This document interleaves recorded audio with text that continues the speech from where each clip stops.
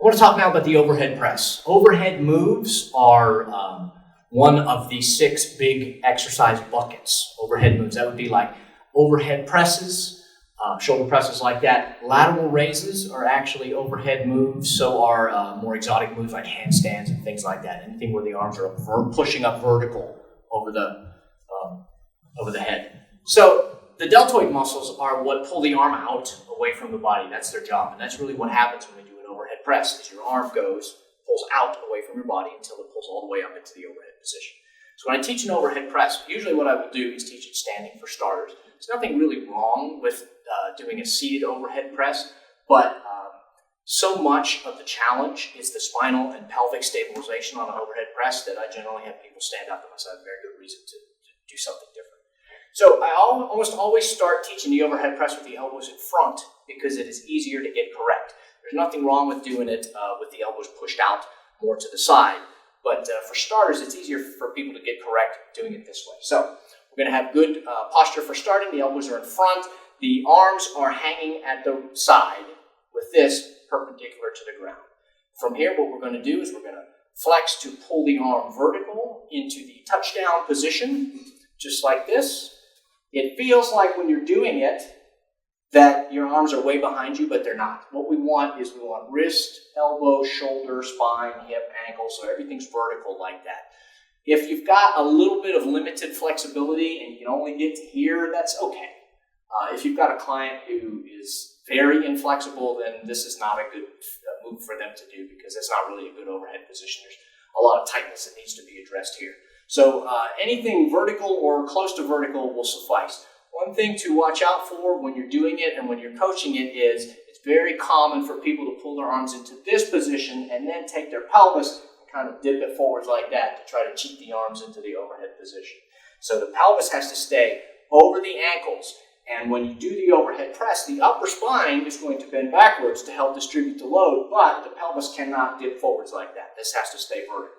This is what we want.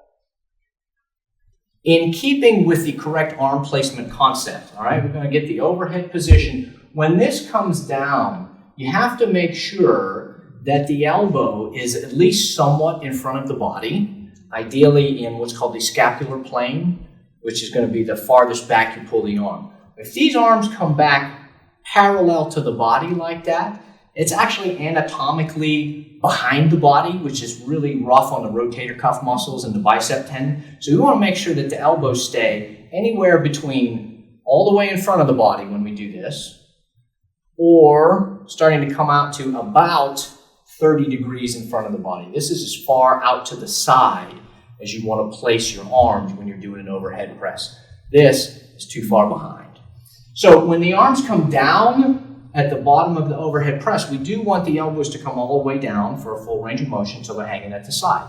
For some reason, I see a lot of people teach it where they only do the very top part of the motion like that.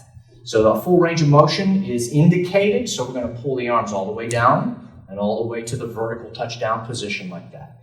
So this is correct. Make sure that the elbow stays under the wrist. There's your coaching point right there, elbow under the wrist. It's very common towards the bottom for people to do sort of that forward dumping move, so the elbow starts to go behind. This is correct. This is incorrect. Next on our list are lateral raises. This is a really common exercise, and there's a right way to do it and a foolish way to do it, and I want to make sure you're doing it the right way. So the not so great way that you'll see a lot of times is with the elbows bent and arms pulling out to the side.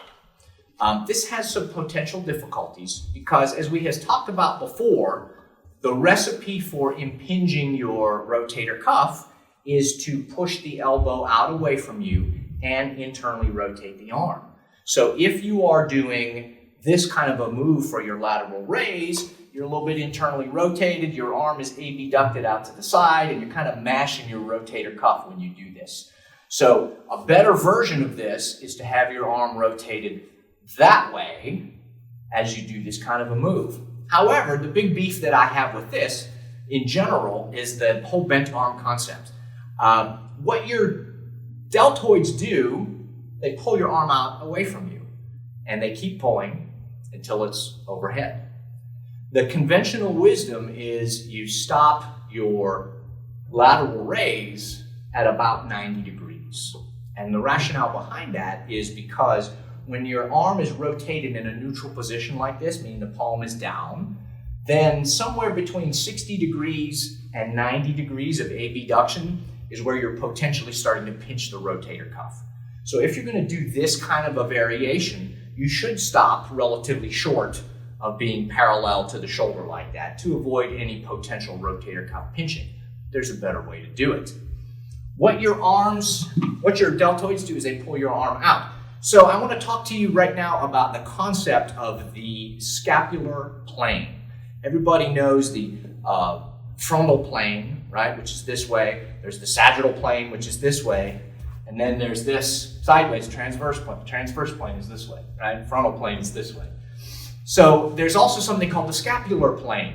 And that is the plane that's about 30 degrees in front of you. And the reason it's called the scapular plane is because the shoulder blades are a little bit tipped and the fossa, the socket, is angled a little bit forwards. So the neutral position for your arm in the shoulder socket is actually about 30 degrees in front of the body like this, instead of being parallel.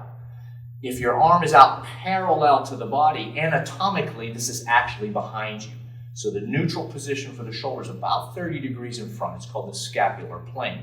So if your arm is raising in that scapular plane and you have a very slight external rotation of the humerus, you are able to raise that arm all the way to the vertical position with no impingement on the rotator cuff. The rotator cuff gets impinged when the arm is turned either neutral or internally, and you're doing this frontal plane right parallel to the body like that, as in this bent elbow version of a lateral raise. So the better raise is to start the arm at your side, put a slight external rotation on it, and raise the arm in the scapular plane, and that way you can raise the arms all the way to the vertical position with no impingement on the rotator cuff. I'm going to call Alan in to demonstrate, if you would, please. Would you hang on to these, my good man? Stand here and face the camera, please. So the way that you can cue this is, if this is parallel to the body, I'm going to make just a little bit of a lane with my arms for his arm to go through. So I'm going to stand here and sort of cue his scapular plane. So he's going to raise his arms right in between mine. You can do both at the same time if you like. Yep, got to go a little bit more forwards. There we go.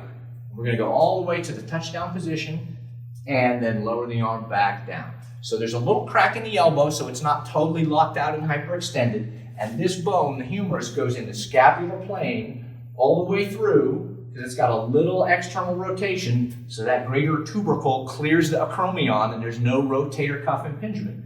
And he pulls it back into the starting position.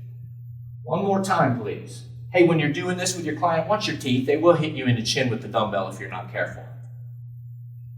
Yes, that is a proper lateral raise.